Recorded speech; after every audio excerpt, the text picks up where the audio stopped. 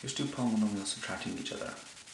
Now, we don't always see it this way, one on top of the other all lined up. Most often we see it like this, where the first polynomial is subtracting the second polynomial.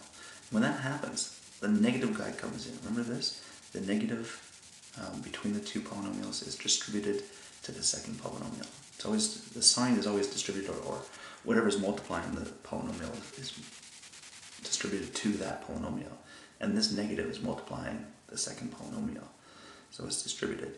Now we always call that the negative guy coming in, changing all the signs, right? So we're going to do the same thing.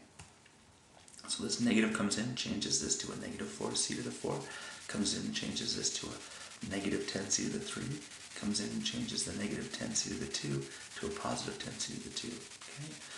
In front of the first bracket, there's nothing. You can think of it as just a positive, so it doesn't change any of the signs.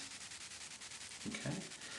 And then, after that, we can collect our like terms, and so negative 9c to the 3, negative 10c is negative 19c to the 3, and negative 7c squared plus 10c squared is 3c squared. Now, notice what we did is, by subtracting, we ended up adding the opposite. Okay, we got the opposite signs, and then we added like terms. Okay, we can do the same thing here. We can change subtract to add by changing all the signs of the polynomials, of this polynomials that are being subtracted. Sorry, the terms that are being subtracted.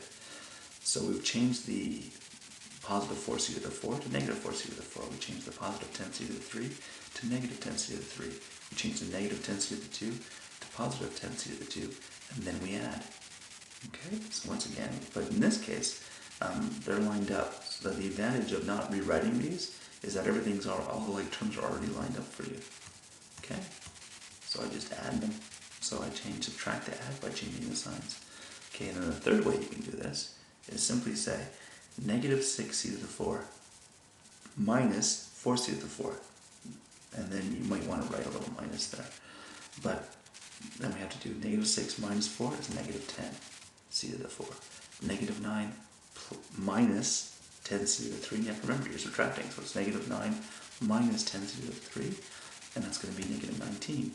And then this is where it gets tricky. Negative 7 minus negative 10. The minus negative 10 means, like the opposite of negative 10, plus 10. So negative c plus 10 is positive 3c to the 2. And that's it. Out of all of these three, this one's absolutely surefire and will always, it'll always force you to do the right thing. This is a neat little trick, and this works, but it can be confusing when you have negatives on the bottom. Okay, and that's it. Have a good day.